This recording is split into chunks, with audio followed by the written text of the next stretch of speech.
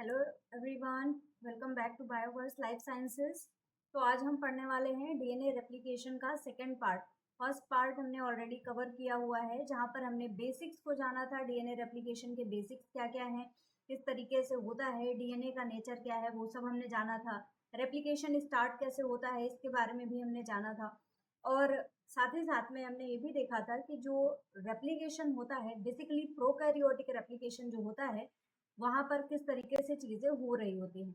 इसके अलावा प्रोकैरियोट्स में जो रेप्लिकेशन होता है वो हमने स्टार्ट किया था, और उसका हमने एक बेसिक जाना था कि इनिशिएशन, इलोंगेशन एंड टर्मिनेशन नाम के 3 स्टेप्स होते हैं, जिनमें कि बहुत सारी प्रोटीन्स यूज होती हैं और डीएनए पॉलीमरेज की मदद से वहां पर डीएनए का रेप्लिकेशन हो रहा होता है।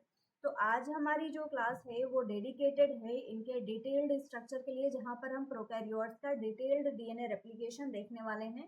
तो चलिए स्टार्ट करते हैं हमारी class. So again very warm welcome everyone. So हम पढ़ने वाले हैं डीएनए रेप्लिकेशन का डिटेल्ड कॉन्सेप्ट। टॉपिक है हमारा डीएनए रेप्लिकेशन। और बच्चों, इसी के साथ में यहाँ पर आपको कंप्लीट डिटेल मिलने वाली है, और हम स्टार्ट करेंगे पहले स्टेप से। पहला स्टेप कौन सा था? पहला स्टेप था इनिशिएशन। Initiation of replication. जब भी डीएनए का रेप्लिकेशन हो रहा होता है, उसके लिए एक स्टार्ट चाहिए होता है, एक स्टार्टिंग चाहिए होती है। तो जहां पर इनिशिएशन स्टार्ट होता है उसको क्या बोलते हैं बच्चों? उसको हम बोलते हैं ORIC, या फिर इसी को हम बोलते हैं ओरिजिन ऑफ रेप्लिकेशन, जो कि मैंने पहले भी बताया हुआ है। अच्छा, अब ये बताइए, जो प्रोकैरियोट्स का डीएनए होता है, आपको याद होना चाहिए कि कुछ इस तरीके से डबल स्टैंडर्ड डीएनए होता है, वो भी सर्कुलर डीएनए होता है। यहीं पे कोई ना कोई पॉइंट प्रेजेंट होता है, जिसको कि हम बोलते हैं origin of replication. Origin of replication से मतलब है कि जो बबल बनता है, रेप्लिकेशन बबल हम देखते हैं, उसकी स्टार्टिंग यहाँ से होगी, और फिर धीरे धीरे ये बबल ओपन होगा। तो कुछ इस तरीके से आपको स्ट्रक्चर देखने को मिलेगा कि ये डबल स्टैंडर्ड है, तो ये तो इसी तरीके से रहेगा। लेकिन अब यहीं पे कुछ इस तरीके से बबल का फॉर्मेशन होने लगेगा। इसी को हम थीटा रेप्लिकेशन भी बोलते हैं। कुछ इस तरीके से बबल का फॉर्मेशन होने लगेगा, क्योंकि इस ट्रेंड को ब्रेक किया जाएगा यहाँ से, जहाँ पे ओरिजिन ऑफ रेप्लिकेशन है। तो ये बन जाएगा हमारा रेप्लिकेशन बबल। यहीं पे रेप्लिकेशन की प्रोसेस चल रही होगी। अच्छा, ये जो स्ट्रक्चर बन गया, आपको पता है इसको क्या बोलते हैं? इसी को बोला जाता है रेप्लिकेशन फॉर्क। यही होता है रेप्लिकेशन फॉर्क, जो कि जिसपे टेम्पलेट पे सिंथेसिस स्टार्ट हो जाएगी। अच्छा, जो ओरिजिन ऑफ रेप्लिकेशन है, ओरिजिन ऑफ रेप्लिकेशन को आइडेंटिफाई करने के लिए बच्चों कोई प्रोटीन होती है, उसको हम क्या बोलते हैं? इसको आइडेंटिफाई कौन करेगा? आइडेंटिफाइड बाई, किसके द्वारा आइडेंटिफाई होगी बच्चों? एक प्रोटीन होती है जिसको कि हम बोलते हैं डीएनए ए। डीएनए ए के द्वारा यहाँ पर इनिशिएशन होता है, इसीलिए डीएनए ए को इनिशिएटर प्रोटीन भी बोला जाता है, या फिर आप नॉर्मली इनिशिएटर भी इसको बोल सकते हैं। अच्छा, इसका काम होता है कि ये जाके सिर्फ और सिर्फ पहचानेगा कि रेप्लिकेशन को स्टार्ट कहाँ से करना है, तो ओरिजिन को रिकॉग्नाइज करने का काम करता है। ये जाएगा ORIC से यहाँ पर जुड़ जाएगा। कुछ इस तरीके से यहाँ पर डीएनए ए की हो जाएगी बाइंडिंग, और जैसे ही ये बाइंड होगा, अब ये सिग्नल भेजेगा कि भाई यहाँ पर ही है ओरिजिन, यहाँ से डीएनए का रेप्लिकेशन स्टार्ट होना है, आप अगली प्रोटीन को भेज दो। तो जैसे ही यहाँ पर इस डीएनए ए ने ज्वाइन किया, अब इसका काम क्या होगा कि भाई हमने पहचान तो लिया है, लेकिन अब हम इसको काट पीट नहीं सकते। आप काटने पीटने वाले प्रोटीन को लेके आओ। काटने पीटने वाली प्रोटीन कौन होती है? काटने पीटने के लिए होती है बच्चों डीएनए बी। डीएनए बी, जिसको कि बोला जाता है हेलिकेज। लेकिन अब ये प्रोटीन के पास सिग्नल तो पहुंच गया कि भाई हमें जाना है, लेकिन इसके साथ में एक समस्या ये होती है कि डायरेक्टली ये लोड नहीं हो सकती। इसके पास में इतनी कमी होती है कि ये खुद से लोड नहीं हो सकती। तो इसीलिए जो डीएनए ए है, ये सबसे पहले बुलाता है डीएनए सी को। डीएनए सी कौन है? डीएनए सी है हेलिकेज लोडर, जो कि इस डीएनए बी को यहाँ पर लोड कर देगी। अच्छा, अब डीएनए लोड हो गया, यहाँ पर डीएनए भी लोड हो गया, हेलिकेज लोड हो गया, क्या करेगा? रेप्लिकेशन फॉर्क का फॉर्मेशन स्टार्ट कर देगा। यहाँ से रेप्लिकेशन फॉर्क बनने लगेगा। रेप्लिकेशन फॉर्क का मतलब है ये स्ट्रैंड को कट करने लगेगा। ठीक है, ये बेसिक हुआ। अब जैसे ये पूरा बबल है, इसको अगर हम नॉर्मली लीनियर बना के देखें, तो कुछ इस तरीके से अब आपको एक स्ट्रक्चर दिखाई देगा। ठीक है, आपको पता है स्ट्रैंड्स कौन से होते हैं, 3 प्राइम 5 प्राइम और 5 प्राइम टू 3 प्राइम। इस तरीके से स्ट्रैंड होते हैं, बीच बीच में यहाँ पर हाइड्रोजन बॉन्ड्स प्रेजेंट होते हैं। इन्हीं हाइड्रोजन बॉन्ड्स को किसके द्वारा कट किया जाता है, डीएनए बी या फिर हेलिकेज के द्वारा। अच्छा, एक बात और आई, अब यहाँ पर जो रेप्लिकेशन हो रहा है ये स्ट्रैंड ओपन होते जा रहे हैं, एक स्ट्रैंड इधर ओपन हो रहा है, इधर ओपन हो रहा है। क्या ऐसा तो नहीं है कि ये दोबारा से सुपर क्वाइल कर जाएंगे, कुछ इस तरीके से स्ट्रक्चर बना लेंगे? बहुत चांसेस हैं, क्योंकि डीएनए का ये नेचर होता है। तो इसके लिए यहाँ पर बच्चों अगली प्रोटीन लोड कर दी जाती है ताकि वो इस सुपर क्वाइलिंग को रोक दे। और जो इस सुपर क्वाइलिंग को रोकती हैं उन प्रोटीन्स का स्पेसिफिक नाम दिया जाता है, जिनको कि बोला जाता है सिंगल स्ट्रैंड बाइंडिंग प्रोटीन। बच्चों सिंगल स्ट्रैंड बाइंडिंग प्रोटीन क्यों बोल रहे हैं, क्योंकि अब ये स्ट्रैंड जो है वो सिंगल स्ट्रैंड हो गया है ना, यहाँ पर कट हुआ तो यहाँ पर आके जुड़ जाएगी SSB, single strand binding protein इनको बोला जाता है। और इनका काम होता है कि ये सिंगल स्ट्रैंड पे बाइंड करके उसको स्ट्रेट सिंगल रखने का काम करती हैं, ऐसा ना हो दोबारा से सुपर क्वाइलिंग कर ले। तो डीएनए बी हेलिकेज का क्या काम था, इसने किया अनवाइंडिंग, अनवाइंडिंग का काम हुआ। और फिर यहाँ पर जो अगली प्रोटीन आई थी इसका भी काम बताइए, डीएनए सी, ये क्या था, हेलिकेज लोडर इसको बोलते हैं। डीएनए ए इनिशिएटर था। एसएसबी आ गया बच्चों, ये क्या है, एसएसबी का काम होता है कि ये रीनेचुरेशन को प्रिवेंट करता है, रीनेचुरेशन को प्रिवेंट करने का काम करेगा, प्रिवेंशन। ठीक है, ये प्रोटीन्स जो होती हैं स्टार्टिंग में बहुत ज़्यादा ज़रूरी होती हैं। अच्छा, जैसे जो हेलिकेज है, हेलिकेज जब यहाँ पर बाइंड कर रहा है बच्चों, तो यहाँ पर कुछ और इन्फॉर्मेशन मैं बताती हूँ। अनबाइंडिंग करता ही करता है, अनबाइंडिंग के लिए इसको चाहिए होता है एटीपी, इसको एनर्जी चाहिए, तो यहाँ पर रिक्वायरमेंट होती है एटीपी की। ठीक है, अच्छा साथ ही साथ में एटीपी को वर्क करने के लिए यहाँ पर इसको चाहिए होता है magnesium ion, magnesium ion work कर रहे होते हैं इसके लिए को फैक्टर की तरह, तो मैग्नीशियम को भी यूज करता है।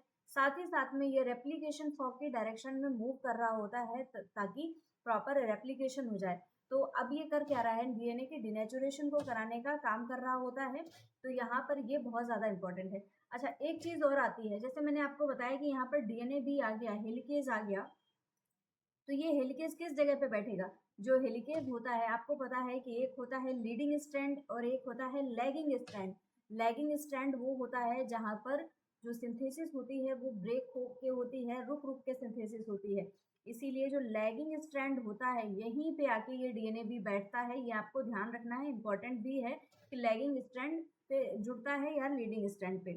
तो ये जो डीएनए बी है ये जुड़ता है आपके लैगिंग स्ट्रैंड से। ऑलराइट, उम्मीद करती हूँ कि ये चीज़ें आपको क्लियर हुई होंगी। अच्छा चलो, अब सिंगल स्ट्रैंड बाइंड हो गया, हमारे पास सिंगल स्ट्रैंड पे भी प्रोटीन बाइंड हो गई, हमें सिंगल स्ट्रैंड मिल चुका है। अब क्या होना चाहिए, अभी हम इनिशिएशन ही पढ़ रहे हैं, उसके आगे नहीं बढ़े हैं। देखिए हमारे पास में था कुछ इस तरीके से ये रेप्लिकेशन फॉर्क, दोबारा से यहाँ पर बना लेती हूँ, 3 prime 5 prime and 5 prime to 3 prime. और यहाँ पे क्या हो रहा है, हाइड्रोजन बॉन्ड्स जो हैं वो ब्रेक हो रहे हैं धीरे धीरे हेलिकेज के द्वारा। अच्छा, जुड़ा कौन था यहाँ पर एसएसबी जुड़ा हुआ था, इधर एसएसबी बैठा हुआ है, एसएसबी को आई थिंक मैंने ग्रीन कलर से बनाया था, उसी से बना देती हूँ। यहाँ पर बैठा हुआ है एसएसबी और यहाँ पर बैठा हुआ है हेलिकेज, ये दोनों काम कर रहे हैं और डीएनए के स्ट्रैंड्स को ब्रेक करने का काम कर रहे हैं, फॉर्क इस तरीके से मूव कर रहा है। अब यहाँ पर बात आती है कि जैसे हेलिकेज है, हेलिकेज का लोकेशन यहाँ पे बना देती हूँ, कहीं पे यहाँ पे पहुँच गया होगा, कट करते करते आगे की तरफ कट करता हुआ जा रहा है।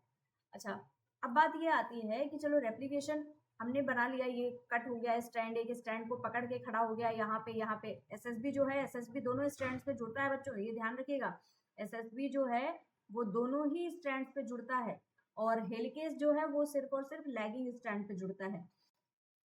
ये सब हो गया, अब रिक्वायरमेंट होती है कि डीएनए की सिंथेसिस को स्टार्ट किया जाए।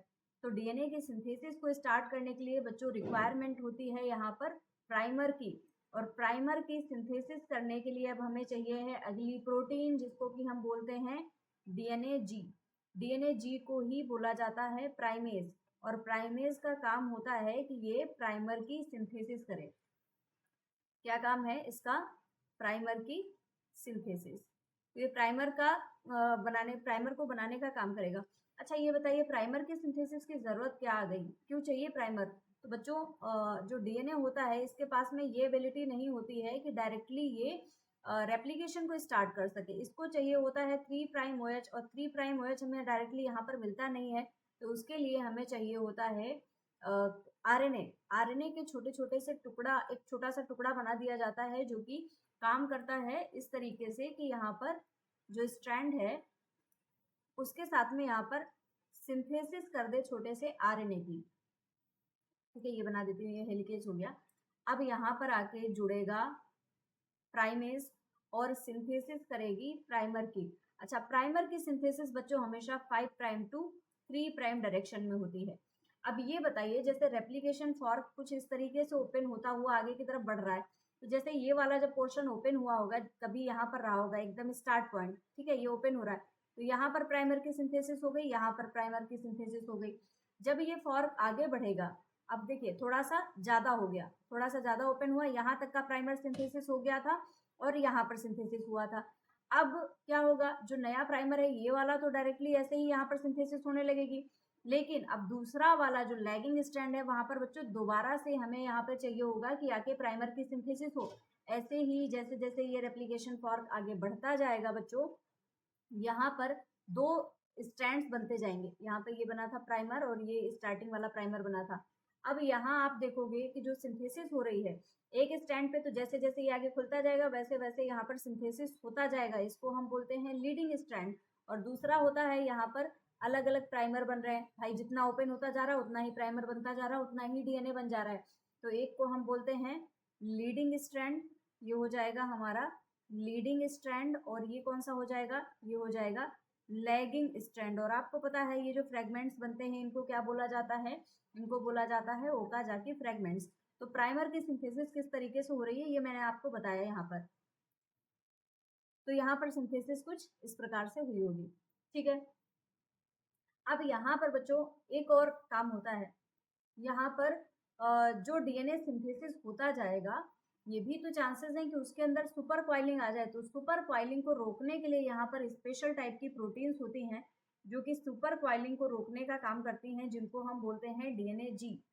कुछ इस तरीके से हमारा फॉर्क है, ये रेप्लिकेशन फॉर्क चल रहा है, यहीं पे आके अब जुड़ेगा डीएनए जी। डीएनए जी का काम होता है, इसको हम गायरेज बोलते हैं, या फिर इसी को एक और नाम दिया जाता है जो कि होता है टोपो आइसोमेरेज। और बेसिकली यहाँ पर टोपो आइसोमेरेज 2 यूज होता है। इसका काम होता है कि ये सुपर कॉइलिंग को रिमूव करने का काम करता है। क्या करेगा? Remove super coiling, super coiling. और इस सुपर कॉइलिंग को रिमूव करने के लिए ये क्या करता है, ये फॉस्फोडाइस्टर बॉन्ड्स जो होते हैं, फॉस्फोडाइस्टर बॉन्ड्स को ब्रेक करने का काम करता है ताकि सुपर कॉइलिंग को रिमूव करे। जैसे यहाँ पे ये डीएनए है, इसकी सिंथेसिस हुई और ये सुपर कॉइल हो गया, तो इसको ब्रेक करना है, ब्रेक करके ही तो इसको दोबारा से स्ट्रेट कर पाएगा। तो उसको रोकने के लिए यहाँ पर क्या यूज हो रहा है, यहाँ पर यूज हो रहा है गायरेज, डीएनए गायरेज का। अच्छा चलिए, बाकी सारी व्यवस्था हो गई है, सब कुछ हमने तैयार कर लिया है, अब रेप्लिकेशन भी करा दिया जाए। तो अब देखते हैं कि किस तरीके से होगा रेप्लिकेशन। चलिए आपको हम ये समझाते हैं।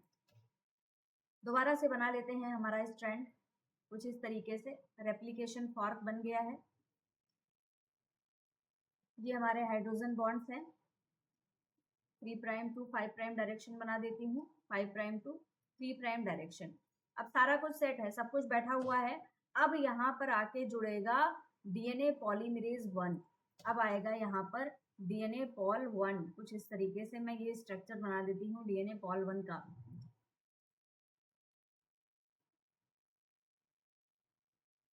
ओके, इसका नाम है डीएनए पॉलीमरेज 1, इसको मैं पॉल 1 भी लिख देती हूँ, आप समझ जाइएगा। बेसिकली होता क्या है, जो मेन सिंथेसिस है, मेन रेप्लिकेशन है, वो किया जाएगा पॉलीमरेज 3 के द्वारा। लेकिन जो पॉलीमरेज होते हैं वो 3 पार्ट में होते हैं, डीएनए पॉलीमरेज 1 2 3 4 5 भी होते हैं, मैंने आपको बताया भी है। तो होता क्या है, डायरेक्टली यहाँ पर जो रेप्लिकेशन है वो तो पॉल 3 के द्वारा ही किया जाएगा, लेकिन थोड़ा सा मैं आपको बताती हूँ, जो चेन इलोंगेशन वाला स्टेप होगा वहां पर ही ये इसका काम होगा। उससे पहले डीएनए पॉलीमरेज 1 की थोड़ी सी इन्फॉर्मेशन आपको दे देती हूँ। जो डीएनए पॉलीमरेज 1 है उसको कॉर्नबर्ग एंजाइम भी बोला जाता है और डीएनए पॉलीमरेज एंजाइम के पास जो एंजाइम होता है उसके पास में बहुत सी एबिलिटी होती है। बेसिकली वो प्रूफ रीडिंग का काम करेगा। तो अब यहाँ पर मैं आपको बताती हूँ डीएनए रेप्लीकेशन का जो प्रोसेस है उसको। बेसिकली जो सेकेंड स्टेप होगा हमारा उसको हम बोलेंगे इलोंगेशन। अब यहाँ पर आएगी इलोंगेशन की बारी। इलोंगेशन में कौन रोल प्ले कर रहा है? DNA polymerase. और मेन पॉलीमरेज जो यहाँ पर अपना रोल प्ले कर रहा है वो कौन सा है? वो है डीएनए पॉलीमरेज 3। डीएनए पॉलीमरेज 3 का ही चेन जो है जो रेप्लिकेशन हो रहा है उसमें सबसे ज्यादा इंपॉर्टेंट रोल होता है। अच्छा, रेप्लिकेशन आपको पता है कैसे डीएनए का रेप्लिकेशन सेमी कंजर्वेटिव नेचर का है, क्योंकि भाई एक स्ट्रैंड पे है। सेमी कंटिन्यूअस नेचर का है क्योंकि एक स्ट्रैंड पे लगातार हो रहा है, जिसको कि हम बोलते हैं लीडिंग स्ट्रैंड। जैसे ये है यहाँ पर 5 प्राइम टू 3 प्राइम डायरेक्शन आएगा और डायरेक्टली सिंथेसिस होता रहेगा। दूसरा होता है यहाँ पर होगा छोटे छोटे से टुकड़ों में सिंथेसिस। तो इनको हम नाम देते हैं, ये कौन सा स्ट्रैंड है? Leading strand. जहां पर डायरेक्ट सिंथेसिस हो रही होती है उसको बोलते हैं लीडिंग स्ट्रैंड। जहां पे इनडायरेक्ट या डिसकंटिन्यूअस सिंथेसिस हो रही होती है उसको हम बोलते हैं लैगिंग स्ट्रैंड। और लैगिंग स्ट्रैंड पे जो फ्रेगमेंट्स बनते हैं उनको बच्चों क्या बोला जाता है? उनको बोला जाता है ओकाजाकी फ्रेगमेंट्स। अच्छा, अब जो स्ट्रैंड है जिसको कि हम लीडिंग स्ट्रैंड बोल रहे हैं, इसी को तो वो टेम्पलेट की तरह यूज कर रहा है। डीएनए पॉलीमरेज जो है वो इसी स्ट्रैंड को एज अ टेम्पलेट यूज कर रहा है ना। यहाँ पर जो सीक्वेंस है उसी के अकॉर्डिंग तो यहाँ पर कॉम्प्लीमेंट्री सीक्वेंसेस को ऐड करेगा। इसीलिए ये जो स्ट्रैंड होता है इनको टेम्पलेट स्ट्रैंड भी बोला जाता है। जो दोनों स्ट्रैंड्स हैं इन्हीं के अकॉर्डिंग यहाँ पर सिंथेसिस हो रही है, तो इसीलिए इनको टेम्पलेट स्ट्रैंड भी बोला जाता है जिसपे सीक्वेंसेस पहले से प्रेजेंट है। ओके, तो ये वाला स्ट्रैंड जो 3 प्राइम टू 5 प्राइम है ये किसके लिए हो गया? ये लीडिंग स्ट्रैंड के लिए टेम्पलेट हो गया और ये हो गया लैगिंग स्ट्रैंड के लिए टेम्पलेट। अब जो नया यहाँ पर सिंथेसिस हो रहा है उसको हम लीडिंग स्ट्रैंड बोलेंगे। जहां पर synthesis 5 prime to 3 prime direction में होगी वो होगा हमारा लीडिंग स्ट्रैंड। जहां पर 3 प्राइम टू 5 प्राइम डायरेक्शन में हो रही होगी वो हो जाएगा हमारा लैगिंग स्ट्रैंड। ठीक है, और ये जो फ्रेगमेंट्स बने इन फ्रेगमेंट्स का क्या नाम है? These fragments are known as Okazaki fragments. इनको हम ओकाजाकी फ्रेगमेंट्स बोलते हैं। कुछ इस तरीके से यहाँ पर इनिशिएशन चल रहा होगा। जो सिंथेसिस है वो किस तरीके से हो रही है ये आपने देख लिया। ओके, अब बात आती है कि जब प्रॉपर जितनी रिक्वायरमेंट है उतनी सिंथेसिस हो गई है तो अब यहाँ पर इस प्रोसेस को रोकने की भी ज़रूरत होगी। तो उस प्रोसेस को रोकने की जो प्रक्रिया होती है उसको बोला जाता है बच्चों टर्मिनेशन। जो थर्ड स्टेप होता है वो होता है टर्मिनेशन का। जो रेप्लिकेशन हो रहा है रेप्लिकेशन को टर्मिनेट कर दिया जाएगा, इसीलिए इसको बोला जाता है रेप्लिकेशन टर्मिनेशन। अच्छा, टर्मिनेशन के लिए बच्चों यहाँ पर स्पेसिफिक प्रोटीन्स प्रेजेंट होती हैं जिनको बोला जाता है टस प्रोटीन। टर्मिनेशन साइट होती है, टर साइट होती है जहाँ पर टस प्रोटीन प्रेजेंट होती है। अच्छा, जैसे कि यहाँ पर सिंथेसिस कंप्लीट हो चुकी है, ठीक है, स्ट्रैंड कंप्लीट हो गया है। अब यहाँ पर चाहिए कोई टर्मिनेशन के लिए, तो यहाँ प्रेजेंट होगी स्पेसिफिक साइट। उस साइट को बोला जाता है, ये जो साइट प्रेजेंट है इसको बोला जाता है टर साइट। टर्मिनेशन साइट ये होती है। ये टर्मिनेशन साइट क्या करेगी? यहाँ पर आके कुछ प्रोटीन्स जुड़ेंगी, स्पेसिफिक प्रोटीन्स होती हैं, कुछ कुछ प्रोटीन्स यहाँ पर आके जुड़ जाएंगी और इन प्रोटीन्स को बोला जाता है टर प्रोटीन्स। ये होती हैं, सॉरी टर नहीं, टस प्रोटीन्स। यहाँ पर आके जुड़ जाएंगी टस प्रोटीन्स। और ये जो टस प्रोटीन्स होती हैं ये क्या करती हैं? ये टर्मिनेशन करने का काम करती हैं। और टर्मिनेशन के लिए ये क्या करती हैं? ये हेलिकेज को इनहिबिट कर देंगी। Inhibit helicase. अच्छा, अगर हेलिकेज आगे मूव नहीं कर पाएगा तो क्या होगा? हेलिकेज का मूवमेंट नहीं होगा तो रेप्लिकेशन फॉर्क का फॉर्मेशन नहीं होगा। और जब रेप्लिकेशन फॉर्क नहीं बनेगा तो टेम्पलेट नहीं मिलेगा। और जब पॉलीमरेज को टेम्पलेट नहीं मिलेगा तो फिर वो अपने आप से ही रुक जाएगा, वहीं पे हॉल्ट हो जाएगा, तो वहाँ रेप्लिकेशन की प्रोसेस रुक जाएगी। तो कुछ इस तरीके से यहाँ पर रेप्लिकेशन को रोक दिया जाता है। अच्छा, यहाँ पर बहुत सारी प्रॉब्लम्स भी आती हैं, जैसे कि जो टोपो आइसोमेरेज है ये डीएनए जो होता है पेरेंट डीएनए से ही बना रहा होता है। साथ ही साथ में अब यहाँ पर आपने पहले से देखा था कि प्राइमर की सिंथेसिस की गई थी। जैसे ये हमारा स्ट्रैंड है जहाँ पर सिंथेसिस कंप्लीट हो चुकी है, ठीक है। जितना रेप्लिकेशन होना था वो हो चुका है, पूरा रेप्लिकेशन हो गया है। और यहाँ पर है प्राइमर, ठीक है। यहाँ पर बहुत सारे प्राइमर्स होंगे और यहाँ पर ये ऐसे सिंथेसिस हो गई है और यहाँ पर कुछ इस तरीके से सिंथेसिस हुई है, ठीक है। अब बीच बीच में प्राइमर्स भी तो प्रेजेंट हैं, इन प्राइमर्स को भी तो रिमूव करना होगा। These are primer. Leading strand पर एक ही प्राइमर है, लैगिंग स्ट्रैंड पे बहुत सारे प्राइमर्स प्रेजेंट हैं। These are primers. तो अब इनको भी रिमूव करना पड़ेगा। तो प्राइमर्स जो होते हैं इनको रिमूव करने के लिए यहाँ पर आ जाता है एक स्पेसिफिक प्रोटीन जिसको हम बोलते हैं हमारा डीएनए पॉल 1, डीएनए पॉलीमरेज 1, जिसको मैंने अभी आपको बताया भी था डीएनए पॉलीमरेज 1। मैंने आपको बताया था कि इसका काम आगे चल के बताऊंगी। और इसका काम होता है कि इस प्राइमर को रिमूव कर देता है। प्राइमर रिमूवल, प्राइमर रिमूवल का काम होता है डीएनए पॉलीमरेज 1 का। अच्छा, अब ये पॉलीमरेज 1 ने प्राइमर हटा दिया अगर, तो यहाँ पर एक प्रॉब्लम ये आती है कि यहाँ पर गैप भी तो हो जाएगा। तो उस गैप को भी यहाँ पे फिल किया जाएगा। तो गैप फिल करने के लिए यहाँ पर आता है यही सिंपल हमारा, दोबारा से बना लेते हैं। जैसे ये प्राइमर हट गया और सिंथेसिस हो गई थी, सारे प्राइमर्स हट गए, तो इनके बीच बीच में गैप भी तो आ गया। अब इस गैप को फिल करना है, तो यहाँ पर गैप फिलिंग के लिए कौन आएगा? गैप फिलिंग के लिए भी डीएनए पॉलीमरेज 1 ही होता है, जिसका काम होता है कि गैप जो बन गया है बीच में इसको भी कंप्लीट कर दे और ये पूरे स्ट्रैंड्स को बना देगा। तो ये गैप फिलिंग भी डीएनए पॉलीमरेज 1 के द्वारा ही की जाती है। डीएनए पॉलीमरेज 1, ठीक है। अच्छा, अब फाइनली प्राइमर वाइमर हट गया, गैप भी फिल हो गए, थोड़ा सा यहाँ पर जगह रह जाती है, बीच बीच में निक बन जाता है, जिसको हम निक बोलते हैं। जो स्पेस रह जाता है उसको निक बोला जाता है। तो जो निक होता है यहाँ पर, मतलब फाइनल छोटा सा जगह, जो डीएनए आरएनए है इन दोनों को जोड़ देना है, जो बीच का कनेक्शन है। तो जो निक होता है, निक बन जाता है, क्या है? एक जोड़ होता है, जिसको हम बोल सकते हैं कि जोड़ पड़ना है। अब फाइनली जो दो डीएनए बन गए हैं, तो उस निक सिंथेसिस के लिए यहाँ पर यूज होता है बच्चों डीएनए लाइगेज। डीएनए लाइगेज इसको बोला जाता है और डीएनए लाइगेज का काम ही है कि ये निक सिंथेसिस करता है, मतलब जो फाइनल कनेक्शन है वो कर देगा और हमारा जो डीएनए है वो कम्प्लीटली यहाँ पर अब रेडी हो जाएगा बनके, ठीक है। तो कुछ इस तरीके से कंप्लीट होता है DNA replication in prokaryotes. Prokaryotes के अलावा जब हम यूकैरियोट्स की बात करते हैं तो वहाँ पर काफ़ी डिटेल में डिस्कशन होता है। तो नेक्स्ट क्लास में आपसे मुलाकात होगी जहाँ पर हम पढ़ेंगे replication in eukaryotes. So thank you everyone, मिलते हैं आपसे नेक्स्ट क्लास में। Thank you.